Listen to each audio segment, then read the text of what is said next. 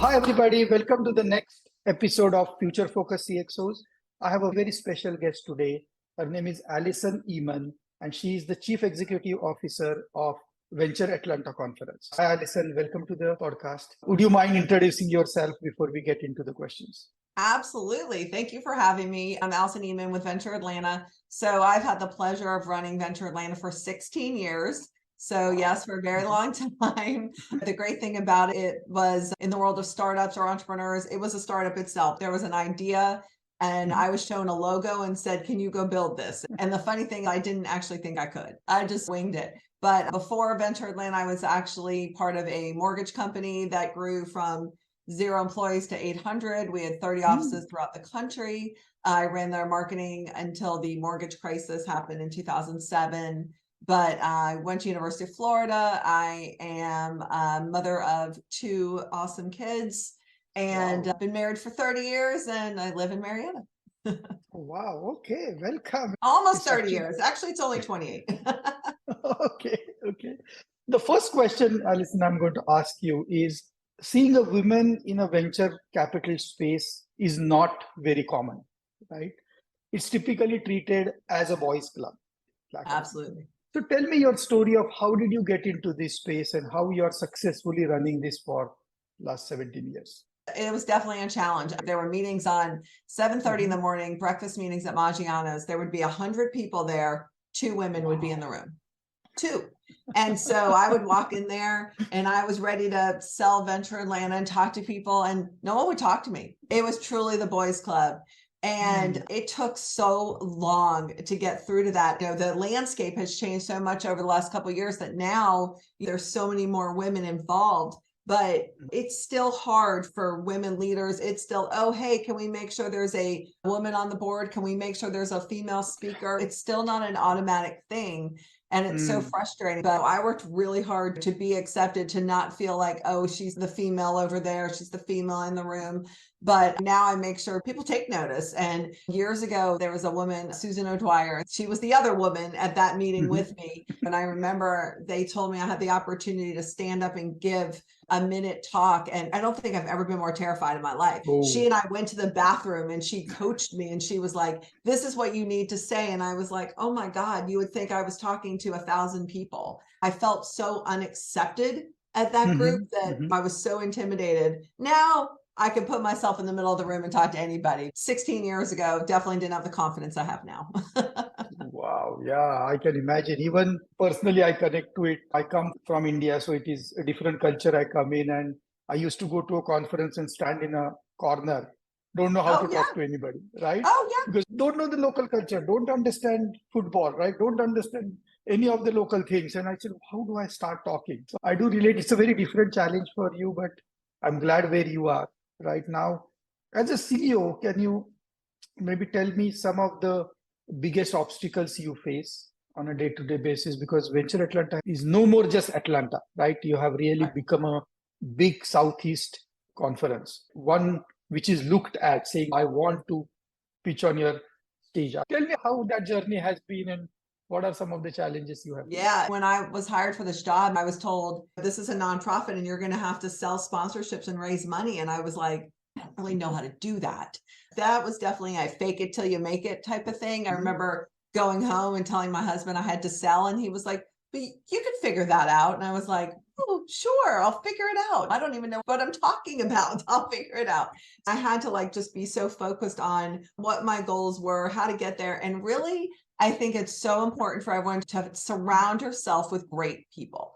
Have great advisors, have people like the Susans of the world who helped me when I was just getting started. Make sure your board is phenomenal people who are really going to help you. And that is how I have gotten to where I am today. And I was very fortunate. For a long time, I was the executive director of Venture Atlanta. And I was doing that for 12 years. And I had 12 years of growth, unbelievable numbers, unbelievable success. And I told my board, I believe I should be promoted to the CEO. And I thought I would get a resounding, of course you should. Yes. They looked at me and said, why do you need that title? And I said, it's important to me. I will be regarded differently. My peers will look at me differently when I'm speaking to people at Home Depot or different corporations will look at me differently and perhaps give me a higher level of respect. And then I actually looked at the landscape, and I was the only leader of a conference like this that wasn't a CEO, and I was the woman. All the men were CEOs. So it went back to that. And I was very fortunate to have a phenomenal female, Kelly Gay, who was like, hey guys, she's phenomenal. Give her the title. They did. And again, I work for amazing people, and I love all the board members that I've had the privilege of working for 16 years. There's always challenges. There's challenges with the economy. There was challenges with COVID. I remember sitting at a board meeting going, I will never forget, because I still have the agenda, that our March board meeting of 2020, it said coronavirus ? And I was like, I guess we should bring this up. This was really before the world shut down 2 weeks later. And what a pivot as an event planner that I had to do. I had to figure out how to create a model that was completely different from what I had done for 13 years. I had to have a different pricing model, sponsorship model, figure out how to put something on virtually. I didn't know how to do any of that. And I will say I probably cried more in a few months than I had. But again, I surrounded myself with great people. I had teams, marketing teams, and my PulseSpark was my audiovisual team. And they were like, okay, we can do this. And then people helped me think through the pricing and think through everything. But holy cow. I mean, everyone had challenges with COVID, but as an event person, it was really tough. Really weird, yes. And then there was lots of other things, but I think you weave all that together, just every day is something new. Oh, yeah. Now we are returning back, if I may say, to the conference. Your last conference was awesome, I believe. I don't know the count, but there were like too many people. After COVID, seeing so much of people. So tell me a follow-up question on that. Tell me, how did you grow from 20 funds when you started in 2007 to over 450 funds? It's not a small one. Yeah. I think there was just a little bit each year. One of the things I'm the most proud of about Venture Atlanta, and I tell people this all the time, is that we iterate every single year. If you come in every single year, there's going to be something different. There's going to be an element. This year, we completely have changed the program itself. It's much different. We go to new venues. We change the food. We change an event. We change something about the conference to keep it fresh. And I think as time went on, all of a sudden the word got out. We went to Silicon Valley and did tours. I walked up and down Sand Hill Road. What an eye-opening experience that was. I thought Silicon Valley was this grandiose place. And when I was walking on Sand Hill Road, I looked around going, really? This is it? Yeah. I was meeting funds in coffee shops and whatever. All of a sudden, we really continued to brand ourselves, and we went from Georgia to the Southeast. And really, we partnered with a great marketing firm. MarketWake is our partner. They've been with us for 6 years. We slowly started putting the right things in place to make it that this is the stop you want to make once a year on the East Coast. So if you're a fund in Silicon Valley and you are going to come one time to a conference on the East Coast, they come to Venture Atlanta. And that's what they even tell me that. They'll say, oh, time for people to know what Venture Atlanta was and what it was all about. And we've really been successful in getting there. By 2022, and you were correct, we had over 1,300 people, the most we ever had. Wow. There was just so much buzz. Like people felt like they had to be in the room. And what was so fascinating is that the networking was nonstop. Like people were so happy to be together and be in that room. It was just crazy. And you look like we've had our registration open for a couple weeks. I think we already have 50 funds signed up now, and it's May, which is really exciting. Wow, that is cool. So tell me, what would be 3, 4, 5 key things any other business can take from your success and the way you have done, use strategies, use some risky moves, right? Done some unconventional things, because every business wants to grow the way you have grown. So for me, with the sponsorships, I've developed incredible relationships. You've heard, obviously, that's nothing new, nothing profound. I will tell you that I go back to 2020 when I was selling that model, that virtual model. I called up sponsors, and I remember sitting with Jeff Levitt from DLA Piper and having a Zoom call with him. I remember it was one of my first Zoom calls. And I said, Jeff, I don't even know what I'm selling you. And he goes, I don't care. He goes, I'm going to support you. He said, I know you're going to figure it out. I know you're going to do something great. He said, here. And I remember just feeling this unbelievable amount of I was crying because I was like, God, he had that much faith in me. But the relationships that I have built, my husband always teases that I have an incredible Rolodex. I do. I have a pretty incredible Rolodex.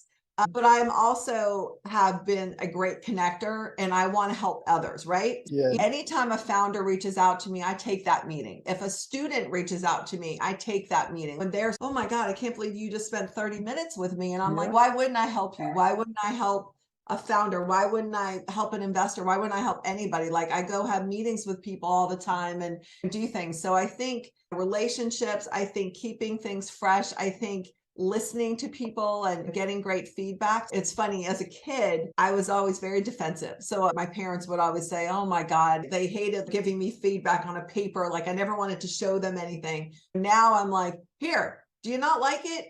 Great, tell me and I'll fix it. And I've realized that is the way to make it better. Last year, everyone was like, oh, best conference ever. I remember I came home that night after the conference and wrote pages of notes of things that we needed to do to make it better. And so to me, those are the things that I think I do uniquely and differently. But again, to me, the lady that helps me with all our logistics, who runs a firm, she's been working for me for 16 years. I've had a graphic designer that I've worked with since my first job out of college for 28 years. For me, it's all about relationships. So if I summarize, the biggest success factor is the way you build relationships and the trust. And it's not just with the outside world in terms of sponsors and attendees, but it's more internal to your organization, right? Because that is your support structure. That's what is making you do these impossible tasks. If you ask anybody or could have asked anybody in 2007 that I want such a conference in Atlanta, they could have looked at you. They said that less than 1% capital comes to Atlanta. What are you talking? But you made it happen. And now I think Southeast Atlanta is the new Silicon Valley. We're getting there. The frustrating thing is there's still not enough money coming to diverse founders. I still look at those stats that 2% of that money comes to women. That infuriates me. I sit personally I will literally help talk to any female founder. I talked to 2 women the other day and was just so pumped up after speaking with them, and was talking to one of my board members yesterday, and he was like, wait, connect me with that founder. And I got right on my email and connected her. And if nothing comes of it, that's fine, but at least she made a new connection to a fund. Oh yeah, that is cool. So let me ask you a little bit a different question, right? How do you typically help coach or guide a founder who is looking for money, and what is the difference between advising a male founder versus a female founder? That's interesting. Obviously, I don't do so much coaching because obviously I'm not putting money into companies. We're not an investor. We don't have money. It's truly unbelievable how many times a day I get people saying, can I send you my deck? I'm like, I don't know how many times I have to say that I'm not an investor. I mean, I wish I would have put money into about 400 companies that have been a part of Venture Atlanta. I'd be pretty rich right now. So I'll take it 2 steps. Like one with women is I really try to help them on their confidence. Just going, hey, you've got a great story. You've got a great product. Get out there and feel strongly about that. Again, the 2 women I talked to yesterday, I was like, okay. I said, you're going to put your application into Venture Atlanta. And I'll sit there and tell people, I'm like, there's no risk.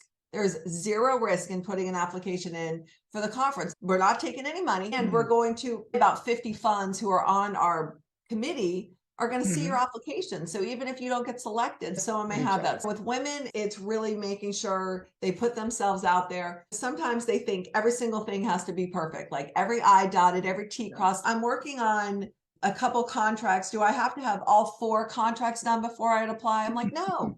Did you get 2? Great. Put that application in.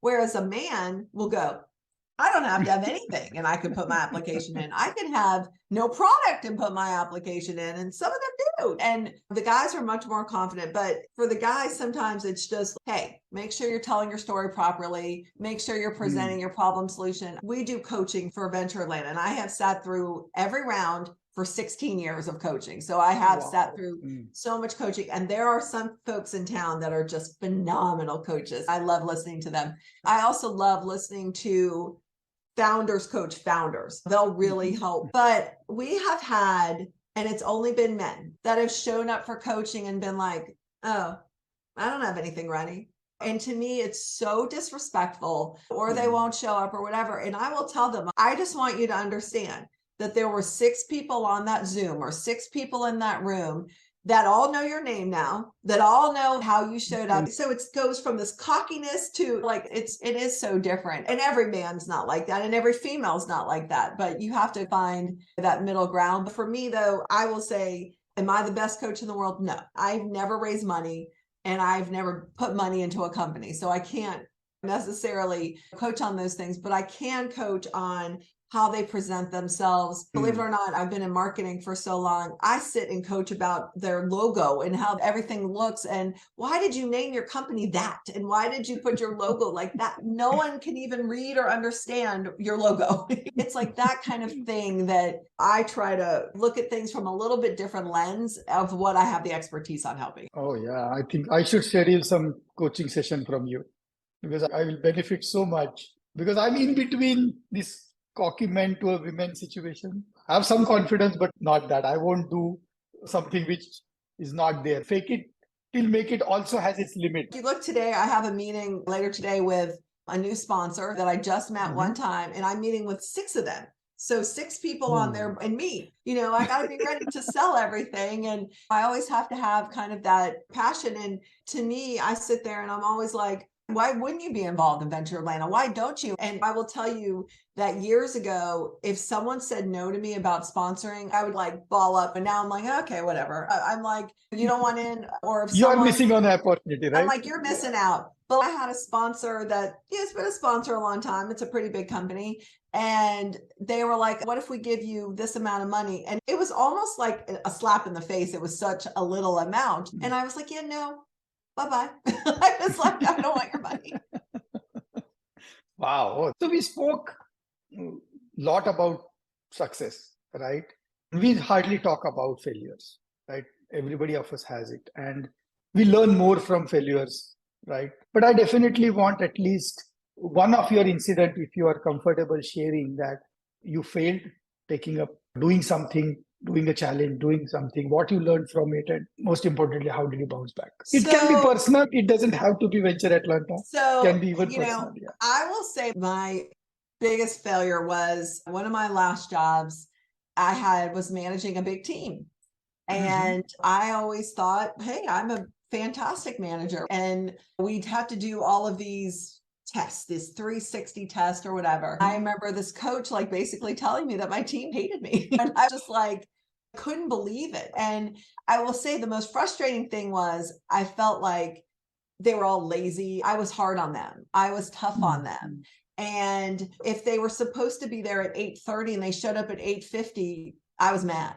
And so basically I had whiny babies that were like, she's mean to us kind of thing. And it was the hardest part of my life because I was like, wait, what? I have done so much for these people and they're whining because I'm hard on them, because I'm tough on them. And the interesting thing is one of the girls I remember years later asked me for a reference. And I was like, you know what? Why did you come to me? And she goes, because I realized that you were the best manager I ever had, that how much I learned from you and how much you taught me. But I had to literally like reinvent myself. How did you do that? Person that I thought I was, like, I thought I was doing a good job. I literally talk about crying. I would come home, felt like the biggest failure of my life because here I had built this whole marketing team and I was like, my team hates me. I was just like, oh my God. Yeah. So, and now what's interesting is my whole team is contractors. So I don't have any staff people and have really been okay with that because I'm like, great, you know what? Good. You're a contractor, I pay you. You're a contractor, I pay you. You're a contractor, I pay you. But I will tell you that, like I've said, 16 years, 7 years, I've been working with all of them for a very long time.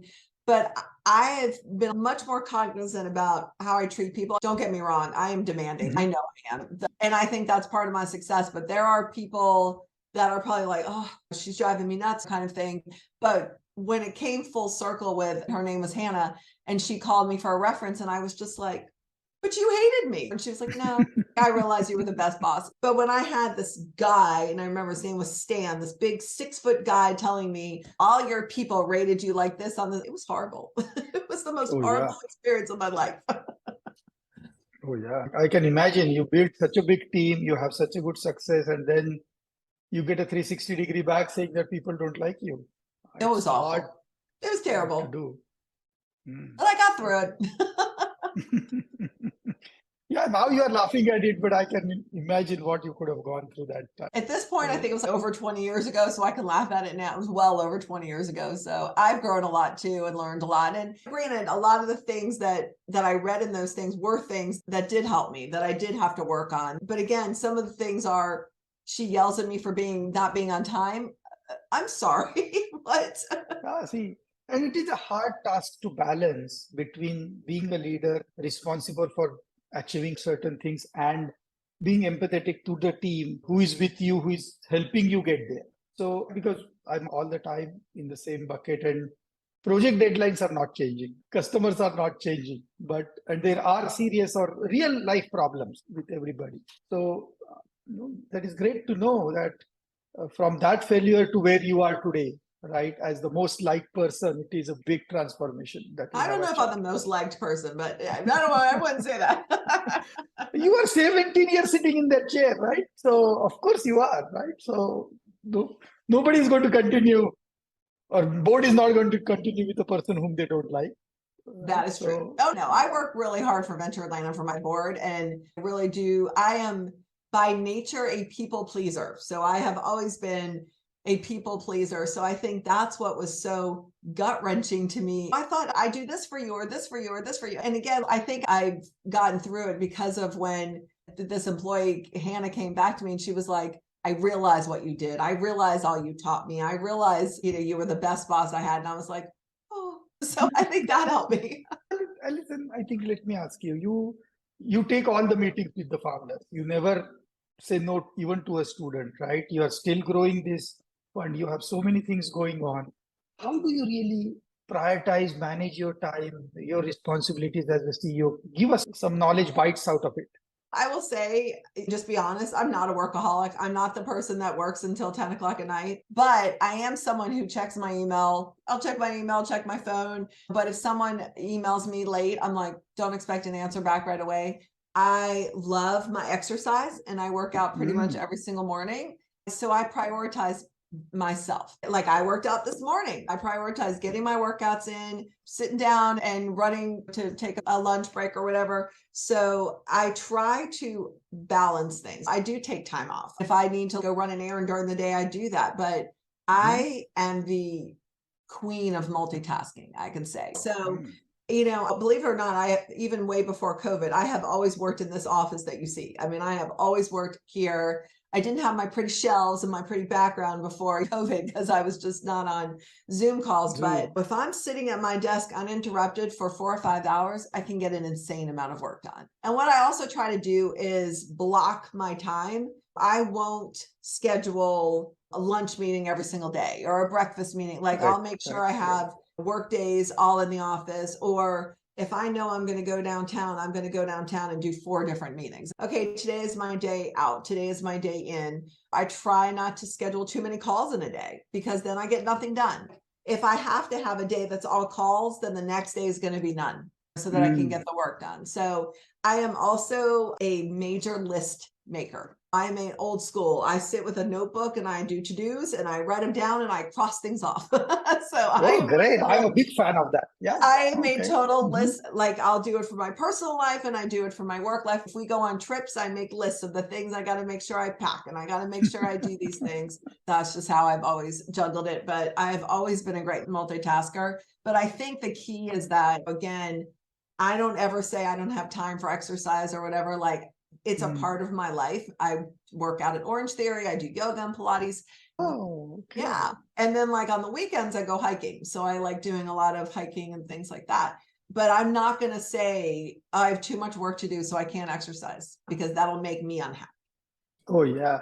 So great insight. I'm a big fan of Orange Theory, by the way. I go to the studio the day it opened until today. This morning. Wow. Yeah. I have to figure out how to get in the morning because no time is, if, for example, something happens to your kid, guess what? You're going to leave everything and attend that. Right? You're not going to say, I have no time, my calendar is booked. You're not going to say that.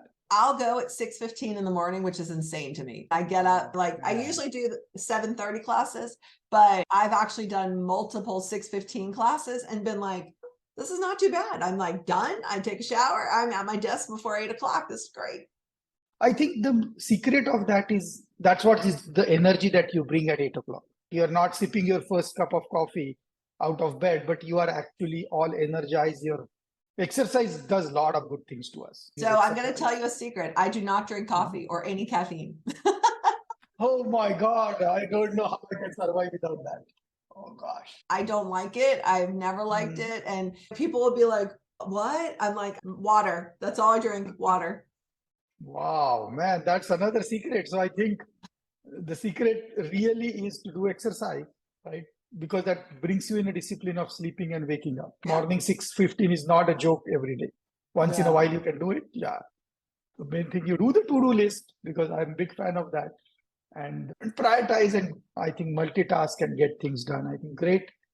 It is so nice so far talking to you, Allyson. I had one final question for you. You have seen it all, right? You have seen it pushed against the wall, getting out of that situation. You have seen COVID, and people who could successfully pivot their business survived. Not just survived, they tripled their business, right?